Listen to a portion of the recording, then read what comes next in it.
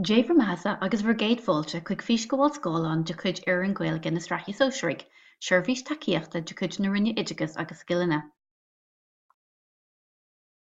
Inniu díreóimid ar Pleanáil Roinne. Moltar duit cóp de hempléid Pleanála Roinne nua a bheith os de chóir agus tú ag fécinn ar an bhís go bhfuil scáileán seo. Ar iarratas a bhúntóirí agus ar wathla soléire an templéid nua seo níos forbartha ná ceann 2017-18. Is féidir an templéid seo áil ar rannán Gaeilge www.jct.ie sa bhórannán Pleanáil. Mullamidíobh mar bhfuil se feiciagí hena féin braniú ar an bhís go bhfuil scáileán meafar fólamh na Gaeilge. Léiríonn se seo an tábhacht a bhaineann leis an ggur chuige cóháite. Is sin a rá na tuirfólamh ar ranú as na trí náthe agus as na scileanna ar fad, mar tacaíonn na snáhanna lena chéile agus tacaíonn na scileanna teanga le forbairt a chéile. Chun go mbeadh an phleanáil éifeachtach, ní mór i bhreithéin go mbeadh áit lárnach tugad an litríocht mar shiel an eispéireas fólama, agus i bhreadó go mbeadh an príomhphointe maisiúnatha don aonad ag tuair tróireach dúing chun an teispéireas a dhearra ar bhealach ealaíonatha. Cumad spruc na sonraíochta mar óchas an tamar fad. Sin sealbhú na teanga. Chun deis a chóirt dargad scoláirí an Gaeilge shealbhú is léir go gafamid réimse de stratéisí agus móna éagsúla a úsáid, chun gach deis a chóirt dómh a gcuid scileanna teanga agus an nuachtaí eile a orbairt. Onas go gcumasítear iad le bheith ina núsáideoirí i neamhspleácha teanga. Arís is fiú fécinn tar na ceistena seo ó Michael Absalom, údar Clarity in the Classroom. Caríonn na ceistena seo ling díriú ar an Pleanáil. Mas míon leat am a chóirt tain na ceistena seo léamh, brú an cnappa sosa inis.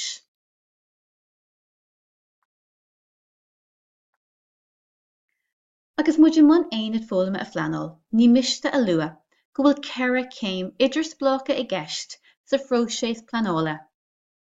Céim a hain, roghnigh na tuirfólama as na trí náthe.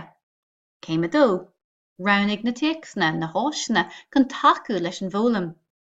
Céim a trí, smaoinigh ar an eispéireas fólama agus ar na deisina maisiúnatha. Agus céim a ceathair, déan macnamh ar an teagasc agus ar an bhólam.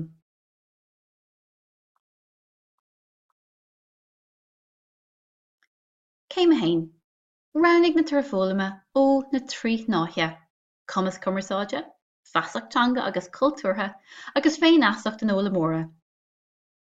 Cíntíonn an cótháthú seo go bhfuil réimse scileanna teanga á orbairt leistigh den aonad fólama. Arís cuimhnig ar cheachtarach bheafar na fólama an seo. Smaoinigí ar an gúis go roghnítear tuirfólama le. Roghnítear tuirfólama chun eolas tuiscin scileanna agus luachanna an scoláire a orbairt ag an buinte den aistear fólama ag go bhfuil na scoláirí. De gná, ba príomhheis bheasúnatha ag deireadh aonad mar aon le go leor deisina don bheasúnú formathach le ling an aonad fólama. Is rátas iad na tuirfólama a dhéanann cuirsíos ar an tolas, tuiscin, scileanna agus luachanna a ba chóir de scoláirí a bheith na heispóint roimh an tríú bliain. Ní mór tuirfólama as na trí náthe a cótháthú, agus cuma leis sin na cúig scialteanga a cótháthú. Ba bhuirduiscint ar eolas ar réamhólam na scoláirí mar threoir de ranú na tuirfólama. Cuimhnig gur cheart go mbeadh eispéireas fólama agus deisina maisiúnatha a líonatha le péadar fólama atá roghnatha. Déanfar maisiúnú formathach ar go leor bailí éagsúla atá ag teacht leis na tuirfólama agus ar a bhfuil fólamtha ag na scoláirí i rith agus ag deireadh gach aonad. Ar an scáileán anois, feiceadh sibh sampla de tuirfólama a roghníomar ó náthe a hain. Agus mar a eicinn sibh tá elementí aifsithe iontu. Chonachas dúing go raibh deisina maithe de cótháthú sna tuirfólama a roghníú. Mas maith am a caithfear an sleán an seo, brú an cnappa sosa anois.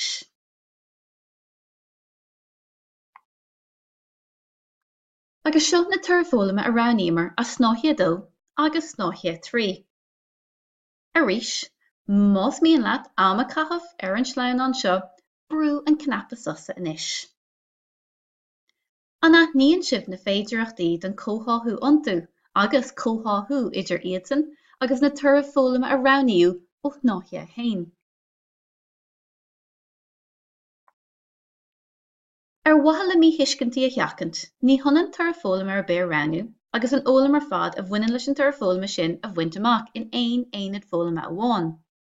Filfar ar gach tuirfeolama a rís agus a rís eile le ling 3 bliana is raithas ósraig chun tuiscint agus scileanna na scoláirí a orbairt go céimnú. Tar éis don Roinne na tuirfeolama ranú, tarlóidh sé ina dhiaidh sin go maith ar an múntóir éonar cinenne a ghlacha cén elementí ar le de na tuirfeolama sin a bhaith ag freastal ar riachtanas an ranggrúpa ar le ag an bpointe seo. Chun tuile tuiscinne a fháil ar elementí na tuirfeolama, féach ar an tafad de Themanar Gréasáin a bhí agin in Aibreán 2018 a bhaineann le sonraíocht T2. Tá sé sin ar fáil ar siomh ag www.jct.ie sa ranán Ceardlanna Rognacha. Mar is ódaíomh tá ról lárnach ag an litríocht sa tonraíocht. Smaoinigí ar na téacs na díailse mar acmhainn agus bhainte den datheanga agus don gnátheanga. Is bhainte í an litríocht de hebhras agus cruinneas natanga. Anuas ar an léamh agus an scríomh tá fíor dheis ag buint leis an litríocht chun leabhart, plé agus idir gníomhú cainte a chur chun cinn sa rang. Is den riachtanas é an cúig sciltanga ar orbairt trí na téacs na litríochta a héhrú. Síl an eispéras feolama atá sa téacs litríochta sa rang. Anuas ar sin is acmhainn tábhachtach í an litríocht don orbairt bhuthúcánach. Céime dó sa phróisis pleanála ná rognaigh na téacs na litríochta. Is fiú a bheitsil ar an seo ó thaobh méid agus cinál na téacs na litríochta de. Sa céad bliain, blaise ar na seanraí atá i gceist, agus sa clí seo leagfar buncloch do héhrú na litríochta sa darna agus sa tríú bliain. Rochaí an scoláire in lech le téacsna as seanraí éagsúla, gearscanánaíocht, gearscéalaíocht, filíocht agus aránaíocht. Mar cuid de ólam na céad bbliana caithfar an ribhála dhéanamh ar dhá gearscanán ar a laghad. Ceithre héacs atá i gceist idir an trí sheanra eile, gearscéalaíocht, filíocht agus aránaíocht. Mar sin, sé héacs litríocht ar fad atá i gceist, cé nach gurtar srian ar líon na déacsna ar churbe, ar a laghad atá ráite i dtaobh líon seo na déacsna. Sa dara agus sa tríú bliain, rognóidh an scoláire téacsna le séichrú ón lista dúilgas. Thar shréimhse gá bhliain, rognófar ar a laghad, gá gearscéal, drama iomlán amháin, 5 ghán nó arán nó meascán den dórad, agus léifí scoláire a bhaith ag tabhairt faoin scrúdú deirí ag an ardleibhéal, uairscéal iomlán amháin, mar aon leis na PCL atá luaite, thar shréimhse an dara agus an tríú bliain.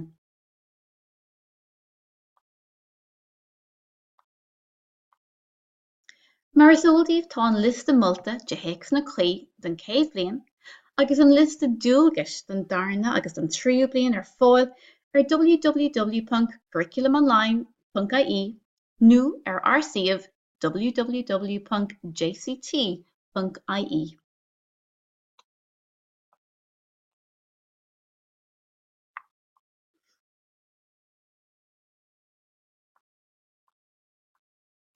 Tar éis breanniú ar an lista molta den céad bliain nó an lista dúilgas a bhaineann leis an darna agus an tríú bliain. Ní mór den Roinn Gaeilge scaga agus réamhrá a dhéanamh i dtaobh na déacs na litríochta sna seanraí éagsúla. Ba chóir go ndéanfaí réamhrá de héacsna a oireann do cóhéacs na fólama. Bí cinnte go bhfuil an fócas céine nó cuid na féidireachtaí céine i gceist sna téacsna a roghnaíonn Roinn na Gaeilge.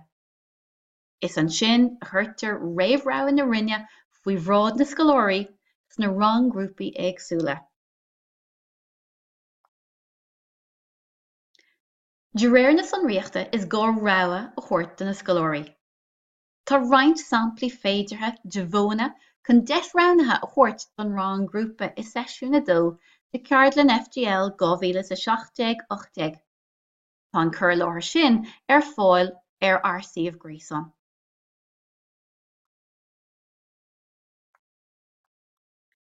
Tá spós claí in san template chun réamhrogha na rinne Gaeilge i dtaobh na déacs na féidirtha a bhreaca síos. Ní gá téacs na takeúla a luath nó a úsáid ach uaireanta buintear leas asú chun takeúla teachtareacht nó chun fócas na fólama a reisiú nó chun díriú isteach go mion ar element I dtora fólama ar le.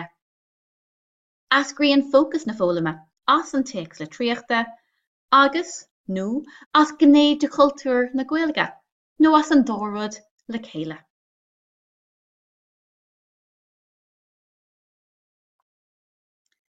Is fiú trocht a dhéanamh anseo ar an dlú ceangal a bhíonn idir tura fólama, an teisperas fólama agus deisina measúnatha. Ní mórdómh a bheith a línathe lena chéile. Déan cínta I gcónaí go bhfuil an ceangal nó alínú seo I gceist leis na deisina measúnatha ar fad a roghnaíonn tú. Deartar na deisina measúnatha chun fianaise a bháilú an bhfuil an ólam sna tura fólama buinte amach ag na scoláirí faoi dhearra aonad nó á buinte amach I rith an aonad. Cuimseoidh fís fólama na rinne Gaeilge an tuiscint nó sprioc atá ag an Roinn de bhunús na fólama, sé sin, tolas, tuiscint, scileanna agus luachanna a bhaidh ag na scoláirí faoi dhearra an aonad. Mar ecann sibh Tommy tar éis an bosca bán dearg a Urbert chun go mbeidh sé níos sothaice. Ba chóir go ndéanfadh cur síos imlíonach ar an bhólam atá chun tarlú san aonad. Ba chóir don Roinn Gaeilge fís cóháite a leagan amach don ólam a cuimsíonn an ólam atá I gceist sna tura fólama a roghnaíodh as na snohanna ar fad. Cuirmid I gcuimhne díobh anseo go cuimsíonn snáithí a hain Cumas cumarsáide an ólam seo a leannas. Cumas an scoláire sa cúig scéal seo a leannas, éisteacht, léamh, labhairt, idirghníomh cainte agus scríobh atá ag teastáil mhaith chun cumarsáide dhéanamh le húsáideoirí eile. Bíonn ar chumas an scoláire feidhmiú is suíomhanna idir farsanta cumarsáide. Bíonn ar a chumas príomhtheachtareachtaí na cumarsáide a thuiscint agus a úsáid. Bhuineann sé taitneamh as a bheith páirteach sa cumarsáid le húsáideoirí eile agus as idirghníomhú leo. Léann sé raon leathan de héics na díolte, téacs na ilbhódachas an áireamh atá an úsáid sa phobaltanga, agus bhuineann sé tuiscint as na príomhtheachtareachtaí atá iontu. Cumann sé a héics na ábhartha féin le haghaidh cumarsáide le húsáideoirí eile. Líonamar isteach cuid mhórde na féidearachtaí a d'fhéadfadh go bheith gceist anseo, ach ar ndóigh ní chuirfí sibse isteach ach na príomh-éidearachtaí den ólam a bhfuil sibse chun díriú ar thús an aonad áirithe seo. Béidir nach maith ann nach péire, breathnaise sin ar na tura fólama atá roghnaithe agah agus ar na heilimintí de na tura fólama sin. Inis snáithí dó. Tugann an scoláire crin úsáid agus serbhras tanga faoi deara. Tuigeann sé na difríochtaí suntasacha idir an Gaeilge agus an Béarla chun mí crinne sa cheachant sa labhairt agus sa scríobh. Déanann sé mac na bhar an Guaon Éibriain an tanga I dros go sealbhóidh sé dul na tanga sa labhairt agus sa scríobh. Cuireann sé aithne mhaith ar bheo cultúr na Gaeilge agus fós an measáin ar an gcultúr sin agus ar phobal na Gaeilge agus spreagtar é leis an tanga a úsáid. Mar an gcéin anseo, cruimid isteach aláin samplaí de na féidearachtaí díobh. Cén gné ar le den snáithí seo a mbeidh sibse ag díriú uirthi, nó bhfuil féidearacht ábhartha eile a aithníonn sibh.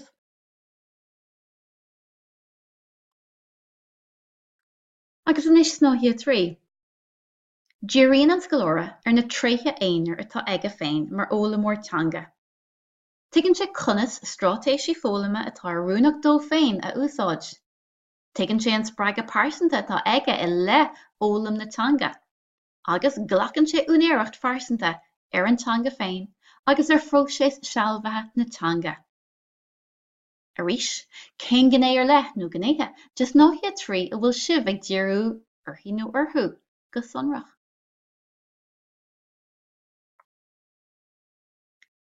Tá an tuileamad féidireachtaí ann go bhféadfadh Ryan Gaeilge nó múinteoir leas a bhaint asú chun measúnú cuimsethe clí a dhéanamh ar thora aonad. Cuimhnig ná gá i gcónaí gur tasc scríofa a bheadh mar faointe measúnathe, a chur éagsúlacht a bheith i gceist sna tascanna measúnathe. Mar shampla, d'fhéadfadh an scoláire tabhairt faoi thaide nó survey, cur láthair, léirmheas ar théacs, scéal cróthach, tionscnamh, aglah, téacs macnamhach, póstéir nó téacs ilbhódach, agus féidireachtaí eile nach iad. Brúann cnappas os anois chun cuid de na féidireachtaí eile a léamh. Curfaí príomhheis feasúnathe an aonad fianaise ar fáil don scoláire agus don bhúntóir ar an bhólam atá buinte amach ag an scoláire, nó ar na barnaí san ólam faoi dhearradh an aonad. Anois, céard is eispéir is fólama ann? Well, siúr is eispéir is fólama ann ná iomlán na fólama a tharlaíonn laistigh de thréimhse ama, ina ndéanann an scoláire dul chun cinn sna scileanna, luachanna, tuiscint agus an úlas in san méid atá le fólam agus le déanamh de thura na gníomhaíochtaí fólama agus na neisina measúnathe laistigh de thréimhse ama an aonad.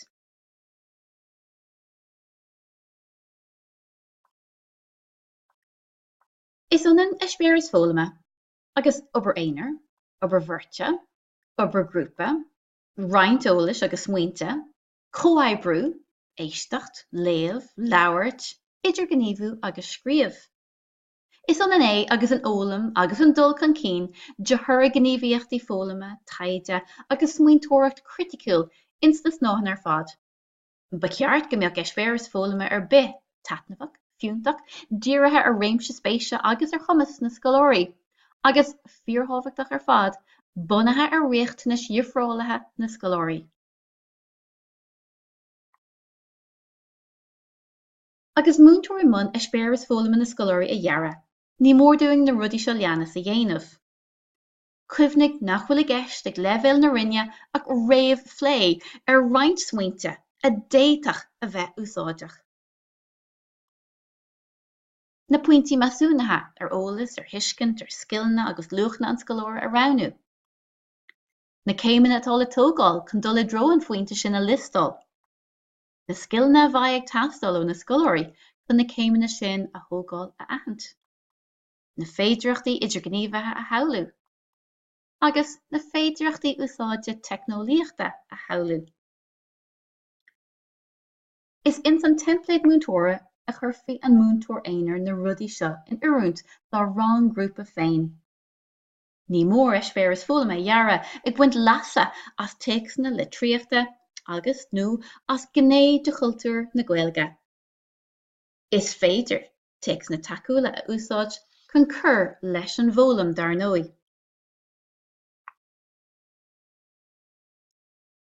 Anuas ar phríomhheis bheasúnathe an aonad is iomaí deis atá ann don bheasúnú formaach.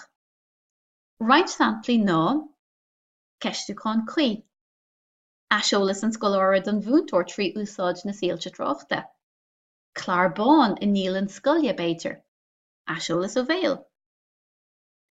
Nó céirt faoi aiseolas scríofa i bhfoirm gcóiréalt agus mian, dírithe ar an bhólam a chur chun cinn. Trasna na tarsaí is é sin nóta nó abairt ó bhéal an scoláire faoin bhólam a rinne sé le linceachta nó faoi dheacracht a bhí aige le linceachta. Píormheasúnú nó féinmheasúnú i ggófart leis an múinteoir. Measúnú chun fólama nó úsáid rúbracha. Anois, tar éis díobh na céimeanna ar fad a thógáil mar Roinn. Ní mór díobh fad measta an aonad a líonú isteach sa bhosca clí. Béidir go mbeidh múinteoirí difriúla ag ceappa go dóchach sé fad éagsúil orthú ina rang siúd seachas ag múinteoirí eile ina ggóthaics. Tá saoirse agus salúpacht i gceist le sin. Is triúr í an plán rinne. Níl sé ceapaí a bheith ina thrian. Ba ceart go mbeadh in obair ranga scoláire lárnach. Mar sin, ba rudí difriúla ag titim amach I ranganna éagsúla. Cuimhnig gur dacaméid bio é an Pleanáil Roinne. Ba gach múntóir chur isteach athraithe de réir mar a haon sé nó siar-aig. Gach seans go mbeidh an plán giobalach nó brach le hathruithe nó lasathe roimh dheireadh an aonad. Comhartha maith go bhfuil an múntóir ag machnamh ar a bhfuil ag titim amach agus ag déanamh abhreithnithe dá réir. Inis céim a chathair. Machnamh na rinne Gaeilge ar rat an aonad. Ar nóí, díreach mar a bhí luaite agin ag an tús. Ní mór den Roinn Gaeilge machnamh a dhéanamh ar an teagasc agus ar an bhfólam chun an ólam a bhí buinte amach a bheas. Smaoinigí ar an taithí éonar a bhí agin a roinnt le chéile chun machnamh a dhéanamh ar céard a d'oibrigh go maith, agus ar céard a churach fios ar an aonad fólama an chéidir eile. Is fiú dar nóí ag an bpointe seo teacht thar neis chuig ceistne Michael Absalom agus iad a chur uirinn féin sa tlí seo leanas. Cad a dólam na scoláirí, ar éirigh leis an Pleanáil a chur mé bhaim. An bhfuil na scoláirí ré chun an céad céim eile san ólam a thógáil. Céard iad na céad céimeanna eile a mbeidh siad in ann toirt futhú. An nearna na scoláirí an dul chun cína bhí beartaithe agam, ar chur na hacfaní na hóisna agus na gníomhaíochtaí ar bhain me úsáid asú leis an bhólam. An nearna mé nó siad monatóireacht ar anol chun cín. An raibh an cruchaige éifeachtach. Ar thug mé aiseolalas dírithe dóibh, ar bhain mé las as an uirlis úsáidte an bheasúnú. Más míle tuile ama a chahabh ar na ceistne seo, brú an cnapasasa anois.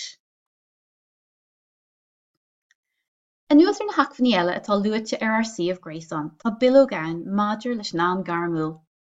Moltaí carracha tá ann gur féidir le múntóirí toirt futhú ina néanar, mar grúpa nó mar Roinn. Sa ar bhágann sibh an Siomh seo, féiceigí thart timpeall, tá tuile tacaíocht ar fáil. Bíonn fir an Gaeilge na Straithas Óisríoch ag cur leis na hacfaní ar an Siomh seo go rialta. Don nuachtas déanaí, clárigh ar an monachar sonraí sa ranó Gaeilge den Siomh. Ina cheanta sin, cumad súil ar gcóras gilcreachta atá agin, ag JCT Gaeilge. Tásúil agin go raibh agus go maith an fís go bháil scáileán seo carrach, agus sibh i mbun pleanála. Go dté sibh slán.